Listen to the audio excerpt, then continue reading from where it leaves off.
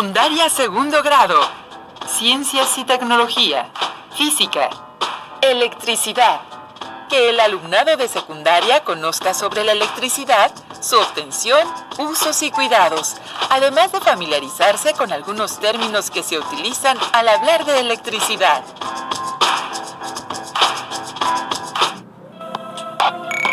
Estudiantes de segundo grado de secundaria, bienvenidas y bienvenidos a nuestra sesión Aprende en Casa. Para entrar en materia, ¿qué les parece si iniciamos esta nueva aventura educativa que seguramente será familiar para todos y del que aprenderemos distintos aspectos, la electricidad? El tema está presente en nuestras actividades diarias, ya que gracias a la electricidad podemos contar con iluminación. También podemos utilizar aparatos que nos proporcionan entretenimiento como la televisión o los videojuegos. Además, es indispensable para el uso de aparatos y máquinas que necesitamos en el trabajo o la escuela. Antes de los invitamos a ver el siguiente video donde podrán conocer un poco más sobre la electricidad.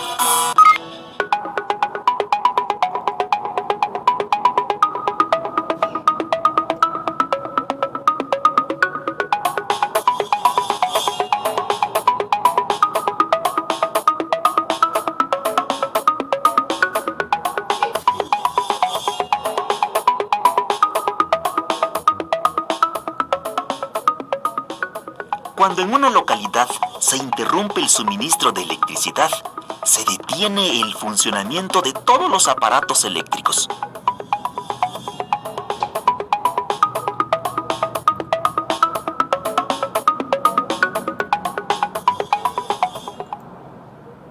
Hoy solo tenemos que mover un dedo para encender un foco.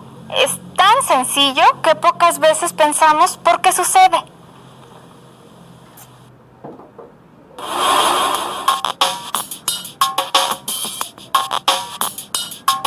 Ya a mediados del siglo XVIII se advirtió que la carga eléctrica se podía trasladar de un sitio a otro. A este movimiento de la carga se le conoce como corriente eléctrica. Pero, ¿cómo es este flujo?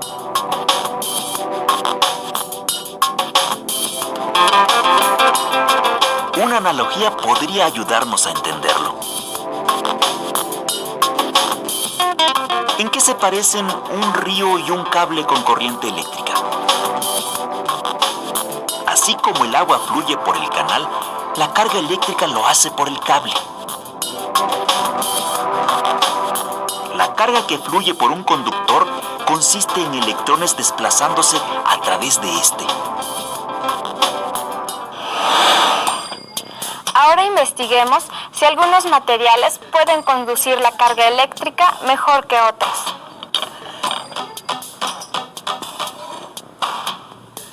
Si el foco enciende, es que el material que usamos para cerrar el circuito es un buen conductor.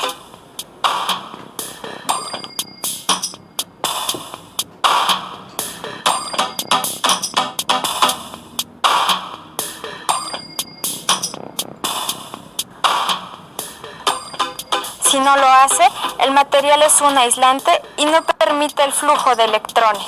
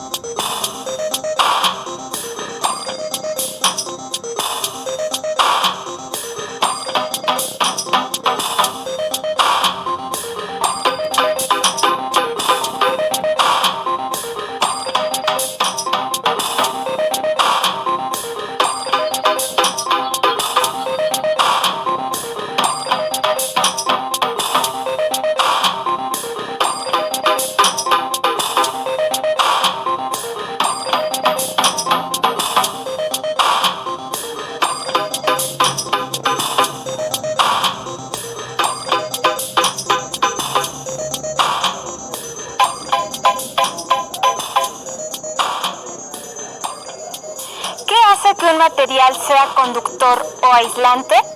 Veamos. En un material conductor, el electrón más externo de sus átomos se puede mover libremente por el material. Se les llama electrones libres o de conducción. A diferencia de los conductores, en los materiales aislantes, los átomos tienen pocos electrones libres o ninguno. Pero, ¿qué causa el movimiento de los electrones? Los electrones requieren de un impulso del exterior, que puede ser una pila o un generador, para ponerse en movimiento y establecer así una corriente eléctrica. Así como para la corriente del agua existen obstáculos, los hay también para la corriente eléctrica. Los obstáculos en el río son piedras.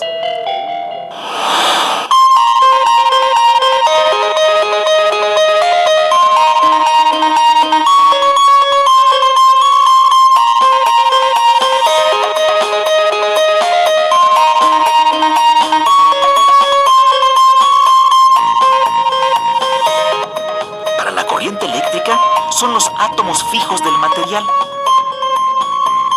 Dependiendo de la cantidad de átomos fijos, habrá mayor o menor resistencia al paso de los electrones libres.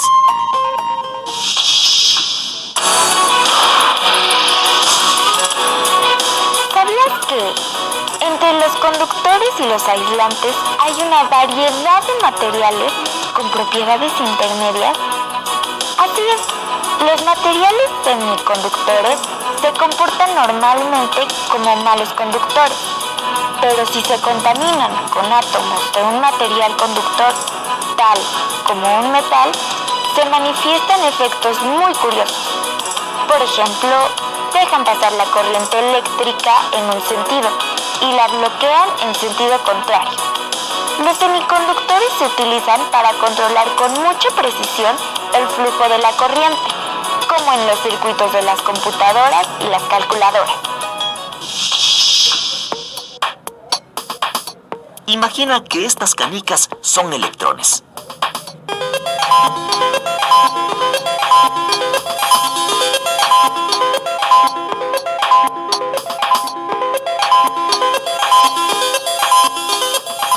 Al igual que la velocidad de la canica depende del tipo de suelo, la velocidad de los electrones depende del material de que está hecho el cable. Pero, ¿qué fuerza consigue mantener a los electrones fluyendo por terrenos tan escabrosos?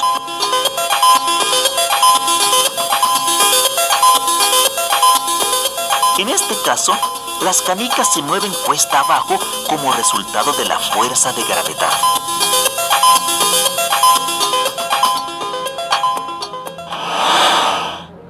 En el caso de los electrones, la fuerza necesaria para impulsarlos está provista, por ejemplo, por una pila voltaica. Esa fuente de energía también puede ser un generador, tal como el de las plantas eléctricas. Muchos de los grandes descubrimientos relacionados con la electricidad se produjeron durante los siglos XVIII y XIX. Alessandro Volta medía la intensidad de la corriente eléctrica por medio del tacto.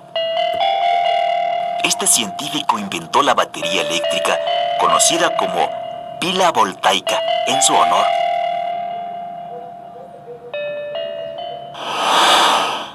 En esta parrilla hay un segmento de cable que ofrece resistencia al paso de la corriente eléctrica. Se le llama resistor.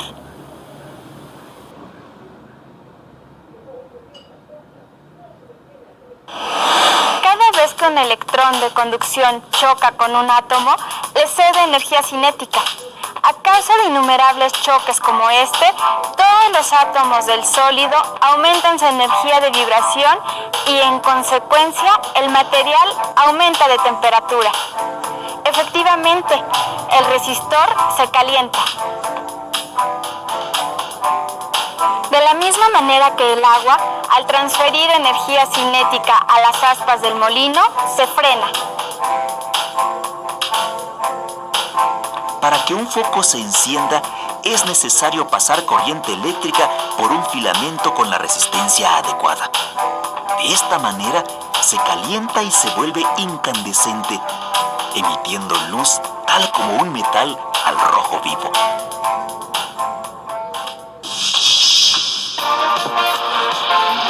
Ya vimos qué es la corriente eléctrica y que hay materiales conductores y aislantes, así como la resistencia que ofrece. ¿Podrías armar un circuito eléctrico para encender un foco con estos materiales? ¿Qué materiales usarías para ofrecer mayor o menor resistencia? ¿Cómo la ves? Hoy en día, muchos procesos dependen de la energía eléctrica. Si no hubiera electricidad, ¿qué aparatos en tu casa dejarían de funcionar? ¿Cómo serían tus clases en telesecundaria? Los beneficios de la corriente eléctrica son tantos que se hacen enormes esfuerzos por llevarla a los lugares a donde falta. Por eso, quienes contamos con este servicio, no debemos olvidar la importancia de ahorrar energía eléctrica.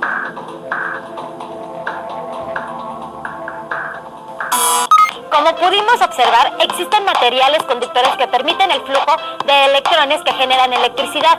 También hay materiales como la madera o el plástico que son aislantes, pues no permiten el flujo de los electrones. Además de tener precaución, ¿sabes cuáles son otras medidas que debemos seguir al usar energía eléctrica? Te invitamos a conocer los cuidados que debemos de tener con el uso de la electricidad. Anótalas en tu carpeta de experiencias. ¿Qué cable va con cuál? Creo que así es esto. Creo que este va con este. Ahí sí, ya está. A ver.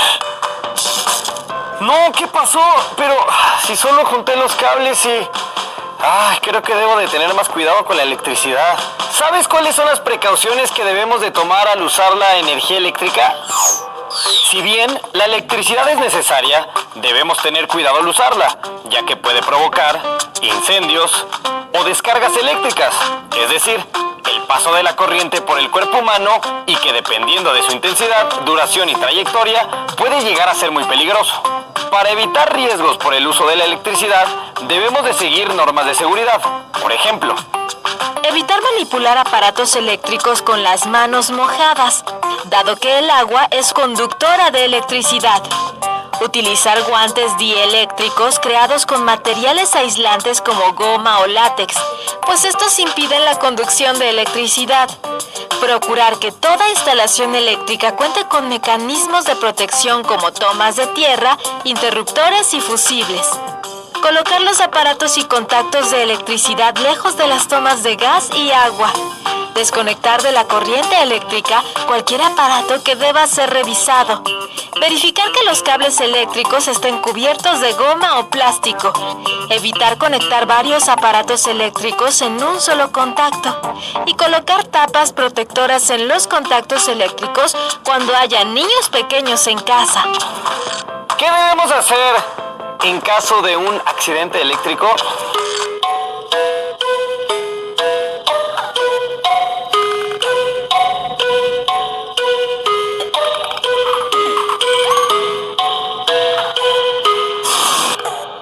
Ante un accidente eléctrico debemos llamar al servicio de emergencia 911 o bien a la Cruz Roja Mexicana.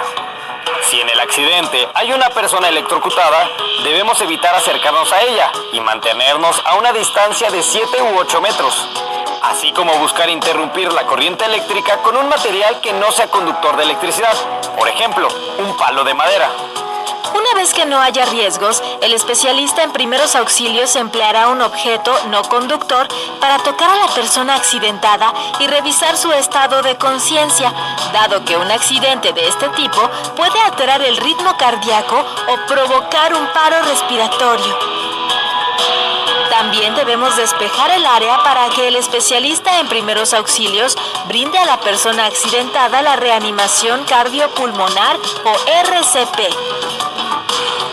Una vez que logre reanimarla, este especialista evitará que la persona se enfríe y le colocará gasas estériles en las zonas quemadas. Y por último, la trasladará a un centro de salud.